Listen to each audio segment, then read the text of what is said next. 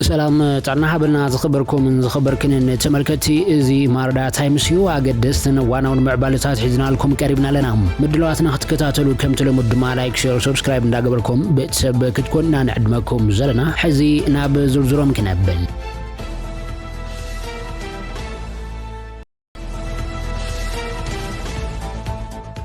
بفلمام قدماي منستر ابي احمد سراويت ኤርትራ በዋነ ኩናት ትግራይ ግፍዕታት ፈጽሞ መከበል አሚኖም መንግስት ኢትዮጵያ መስተበዋነ ኩናት መላፍንት ዝነበረ ሰራዊት ኤርትራ በኸምዛ አይነት ግፍዓው ተግባራት ክኸሰስ ንፈለም አዋን ኮይኑሎም ተቀደማይ ሚኒስትር ዝዝበለ ሎሚ አብ ባይቶ ወከልተ ዝብ ኢትዮጵያ በዘስሙዕ መድረኽ ኮይኑም ምስ መንግስት ኤርትራ ቀርሕንት ዝተልዓለ ጉዳይ ቀይሕ ባህር ስለ ዘለዓልና ይኮነ ደክብል ድማ ይገልጾም ሰራዊት ኤርትራ በከተማ አክሱም ኣብ ልዕሊ መናእሰይ ዝፈጸሞ ጅምላው ጫፍጫፍ ተቃዊምና ቀሬታና ገሊጽና أتباسي مسحوحات بر مسز بتجري يكونن إلنا يوم الجن أي سمعنا عند مايلهم منشتي إنترناشنال بروح لكاتيت كل تشحن يسران حد عم تفرنج بزوج صعب صعب أبتغينات تستساعف وطات درات يرترابط انتهويت كتماخصون بمتاو أبوش تخلت معلتات بأماي جوتر وسلمان سبعة كم زتقتلو نعين مسخاخر مسرة جيرو حابيرو نيريوم يرتران صعب صعب بترقت ناس قوم كلا من جستو إثيوبيا جنس تفسم جسات انتهاليو وشت أوي مرمراك كاير مخانو جليس نيريوم أبي أحمد أبزني حزب مجلسيو كلتيوم حيلتات نختمات تجري كقوات عصرهم جمروا سراويت ኤርትራ بشراء عدوا أقصم عدقرات حويتو عبيت ختمات كم زفرسن نبرت كم زمتن إندستريات كم زعنوان ماشنري كم زوسدن ونيو كسيسو ظلم أبي أبتوان بسمهم زصوعم لعلوت سب سلطانات قدات وصاين أبي ኤርትራ كم سددن بمحبار سراويت ኤርትራ نتزكايد وعنوتن كتلتن دو كبلوت حساسي بمنبارو ذكريوم مغلق ناتو سلست معلتي مشترفنا ألتي متم مقميتنا نيرنا اينام بزح حساب انتاي مالت كم زخونه يتردون نحنا ግን ከተማታት ክንቆጻጸር ከልና ናሳዓውያቱ ስለዝነበሩ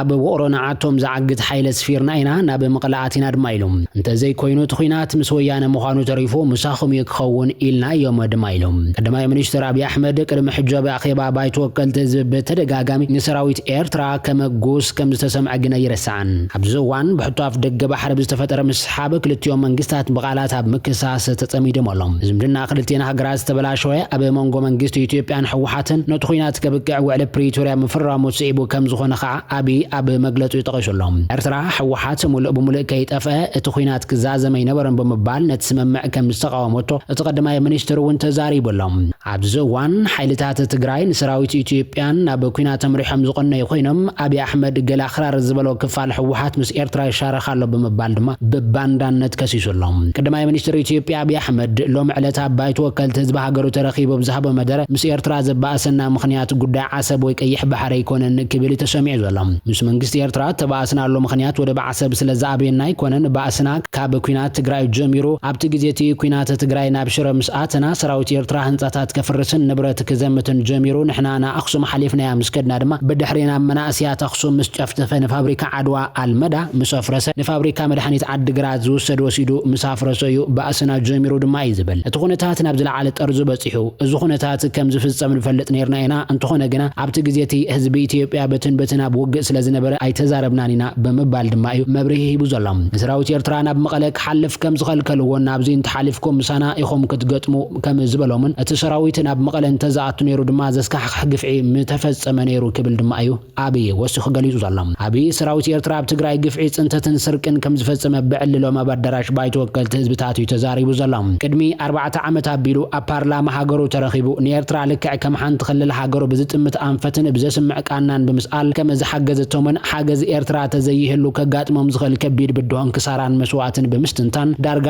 ሳላ ሱታፍ ሰራዊት ኤርትራ ኢና ድሒና ዝብል መድረክ ከም ዘስምዐን ብዙሓት ዝዝክርዎ ተዘክሮት ማሊ ክብሉ ተንተንቲ ይገልጾም ቀዳማይ ሚኒስትር አብይ አሕመድ ዳንኤል ክብረት ከምውን ዛዲግ አብርሃን ንዖም ዝመሰሉ ፖለቲከኛታት ኢትዮጵያ ኣብ ኩናት ትግራይ ንህላው ሰራዊት ኤርትራ እንታይ ዝጎድለና ኣሎ ኮይኑ ኤርትራ ትሕግዘና ንወያነ ዝኸውን ዓቅሚ ዘይብልና ኮይኑ ዲዩ ሰራዊት ኤርትራ ንዓና ክሕግዝ ናብ ትግራይ ከኣቱ እናበሉ ክኽሕዱን ከባጭውን ከም ዝተራዩውን ዝከርዮም ሙዳብ መሪሕነት ቀዳማይ ሚኒስትር አብይ አሕመድ ዝምራሕ መንግስት ፌደራል በቀንዱ ሰልፍ ብልጽግና ነዚ ጉዳይ ኤርትራ ዲቡ ዘልዕሎ ዘሎ ነጥብታት ኣፍራለዮም እውን ሰማይ ዕሪግዎሎም ሓለፍትን ደገፍትን ግደፍ ተኾነ በተደጋገመ ግዜ ንሕና ኣብ ትግራይ ኣተናን ኣቦታና ኢና ዘለና ነቲ በሓይል ዝተወረረ መሬትና ጥራሒና ኣምሊስና ወያነ በሰራዊት ኢትዮጵያን ሓይልታት ኣምሓራን ምስተዳኸትያ ህላው ሰራዊት ኤርትራ እዩ መኸተና ኣብ በረኻታት ትግራይ كم زورد غيرونا بلو يزاربون ملستات هيبون منبارمون ذذكرهم نهلومي اتي تمال تلافينا مكونا زخفتو لومي اب ادبابا وصيم تصليوم كحادون كترالومن اب مرعي وني بصحو زالام قدماي منستر ابي نابلا تباي توكلت حزب بزعبا غداي ወደ ባህረን ብዛመዳ ብዛሃቦ መግለጽ ድማ ጉዳይ ወደ ኢትዮጵያ በዲፕሎማሲን ዝርብን ምዕዋት ጻዕርን ገብራልና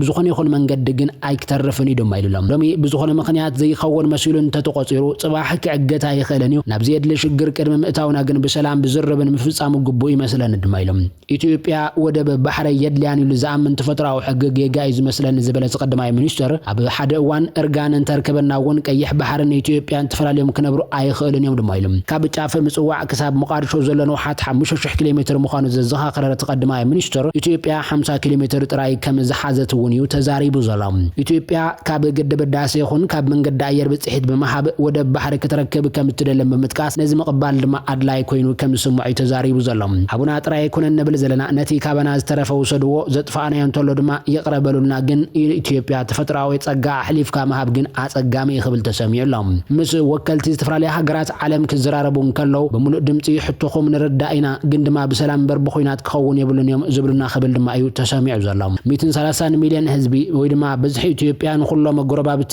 ዕዳ ከመዝኾነ ዝገለጸ ተቀደማ ሚኒስተር ኢትዮጵያ ወደ ባህርን ተዘረኺባ ዝተለመቶ በልጽግና ክትበጽሖ ይትኸለን ያ خبل دما ተሰሚዓሎም አበ ዲፕሎማሲ ጽቡቅ ገስጋስ ከም ዘሎን ጊዜ ወሲዱ ፍረከብን በመጥቃስ ጉዳይ ወደ ባህሪ በባሌን ይኹን በቦሌ ብዙኾነ ይኹን መንገድ ማዕዋቱ አይተርፈን ክብል ደማ እዩ ኣብትናይ ሎሚ ናይ ፓርላማ ዕሉኡ ገይጹ ዘላም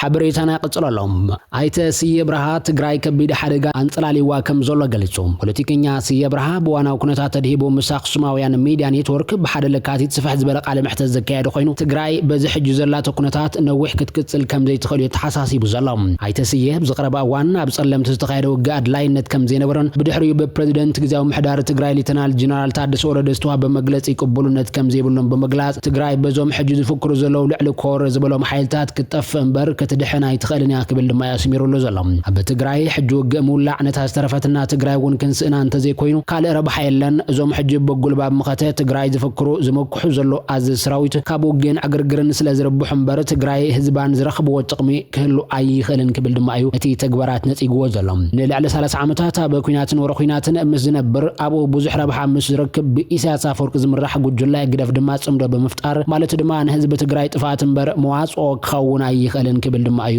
ሓቢሩ ዘሎም ብትመስርሕ ጽምዶ ዘለውን ዝጸመዱን ዝፈቀዱን ጉጅለ መሪሕነት ትግራይ ወን እንትኾነን ዝፈጸሙ ወገበን ካብ ተሓታትነት ንምህዳም ዝጀመሩ ወንተ ዘይኮይኑ ካለ ንህዝብ ትግራይ ዝጠቀም ከም ዘይብሉ አጸብቆም ይፈልጥዮም ደማይሎም ነገር ላይ ስየ ብርሃ ንትግራይን ህዝባን ናብ ዳግም ዕጽዋን ክባን ምእታው ልዕሊ ኮረ ዝበሎም ሓይልታ ዘሰወርዎ ዘለው ኩናትን ወረኩናትን ንትግራይን ህዝባን ናብ ካለ ጸገም ዘሳጥሕ ብምዃኑ ኩሉ ትግራዋይ በሓባር አንጻር ዞም ልዕሊ ኮርን ሰበስልጣን ሕወሓት ክቃለስ ከም ዘለውን እዚ ክግበር እንተ ዘይኽእሉ ድማ ዝኸፈ እንበር ዝሐሸ ነገር ከም ዘይፍጠርዩ አትሐሳሲቡ ዘሎም ኣብዚ ሕዚ ዋን ትግራይን ምድሓን ሰራዊት ትግራይን ኩሎም አካላት ትግራይን ሕብረተሰብን ኩሎም ተቃውምቱ ድባትን ብዘይፈራላይ በሓባራ መስመር ምድሓን ትግራይ ከዓስሉ ይጸውዑም አይተ ሲየወሲኹ ልዕሊ ኮር ንሰራዊት ትግራይ ተጠቂሞም ዘካይድዎ ዘለው ከቢድ ሰርቀን ዕንወት ንደው ክብል መታን ሰራዊት ትግራይ ክብተናሎ ወይ ድማ አንጻሮም ክቃለሳሎ ክብል ይጸውዑም አቀድመ ቢሉን ግዛው መንግስት ትግራይ በኃይል ብዕጡዋት ተሓጊዙ ዕልዋ ዘካየደ ዝበሎ ሓይሊ መንግስት ክኸውን ይኽእልን ሕጅን ትግራይ ዝመርሓ ዘሎ አካል እውን ይፍለጥን እቲ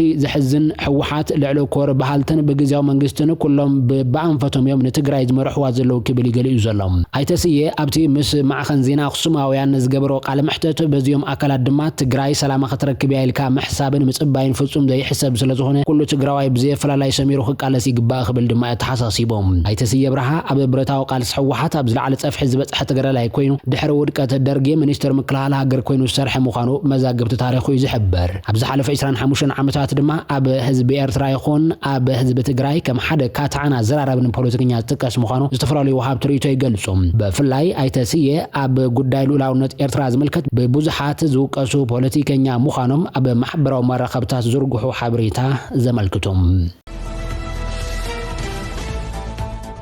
معبالنا يقصل اللهم ودبو حبرات هاجرات بتجراي تفترة قونتي كهدن سممعنت بريتوريا ملء كتكبر انداقم تاوعي تقريبهم وهابو قال ودبو حبرات هاجرات ستيفين دوجاري كتمال مشوتها بزهاب وغازيتا ومجلسي اتي نقنياتو بوانا صحفي ودبو حبرات هاجرات زغربة تاوعي تداقم بمزخ خاراب بوتو كم زرلون بمجلات حزوون زرق زرلو وطرن قونتنا عزيوز سخفت كم زفترن كلهم وقنات دمار لقوام كقبرونيو اتحساسي بزلهم المثال استي وانا صحفي ودبو حبرات هاجرات انتونيو غوتريز بحلفو ملختي كابك ربا معلتات جميرون زرق زلو وطرن قونتنا عزيوز سخفت كم زفتر لهم بقلطف كهدن صوي اميم كبلو تموها بقال الزخاخيرهم انتونيو غوتريز بتجراي زلو قونتن ناب كالو زور زخفة قونتي كيسجرن كلهم وقنات نتوتري كهدو نفلليات بسلاماو زتن ابا متما نستدرخ سقمتاتن كفتحو يقبا إلهم اللهم توم وانا صحفي اب تجراي زرق زلو معبالتات بقربا يكتاتلو كم زلون حزر راي زلو حدش وطرن قونتن صعبيناتو نتخبابي ناب زقدد صقمت تخيتو باقا لقوام كقبر لمسوعم ونذكريهم غوتريز اتي واناو كنتات اب لعل سبيلات كلو زخل صلوان نتي تجراي جنا داغم نمهناصن محواين زغبر مسرح زخبد اب لعل مخانو اتو زباون ناب زفح قونت ناي مملاس حدغا كيهلو ازو شقلوت كم زفطرلو مغليصوم يوم ونا صحفي ودو حبرات هاجرات انتونيو غوتريز ممعنز مقرات تصابوتات ملء كتغبر بمتحساب دما ودو حبرات هاجرات مس حبرت افريقان زباو مشارختن بمخان كحجز دلو مخانيو فليتو زلام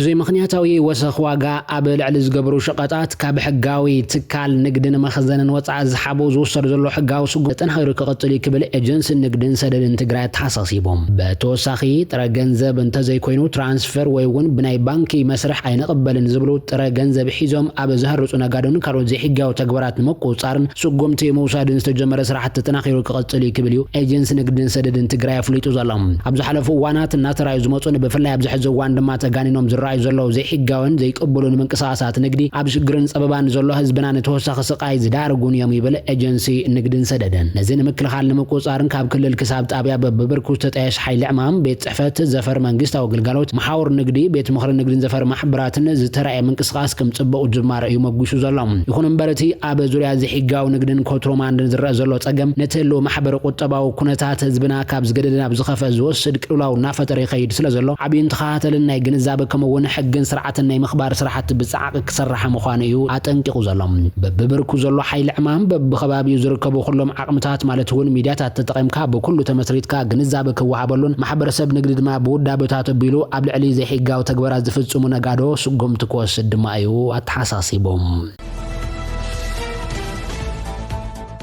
معبالنا يقصل لهم اب سراره كباب ديما شوعات نصحات تغارو تقتلهم تبايلهم سراوي تግራይ نديما لغيقون دحريت مملاسو سيبو كاب ديما 5 كيلومتر رحقه بتركب سراره بتبال بوتا نسراوي دجن كوينكم بزبل مسمس نحدق شحاوش شوعات نصحات تغارو كم استقتلوا كاب تخبابي زبصحنا حبريتا يتملاقيتو زلام توم حبريتا ذهب وغنات كم زبلو سراوي تግራይ مس تقصاصرو دجن كوينكم تحغيسكم نصحكم بزبل سبب بتግራውነቶም كم استقتلوا يوم ገሊጾም ዘሎም እዚ ክፍ ዕዝራኤል صبوبتا زنبره حزبي داغمنا بنداباغونان شرن يشدد كم زلو كحبرون كلو حزبون زملكتو كبصحلنا يغبا زبلتو وغنات تግራይን ተጋሩን ድሕሪት ተመለሱ በዝብል ውድቅ መሪሕነት ሰራዊትን ህዝብን አደዳ ሓሳረ መከራን መስዋዕትን ይኾናሉ ክብልዮም ወቂሶም ዘሎም ስትራቴጂካዊ ቦታታት ጸለምትን ዲማን ተቆጣጣሩ ዝነበረ ሰራዊት ትግራይ በትእዛዝ ጀነራል ታደሰ ወረደን መሪሕነቱን ድሕሪት ክምለስ ከም ዝተገበረ ዝዝከርዮም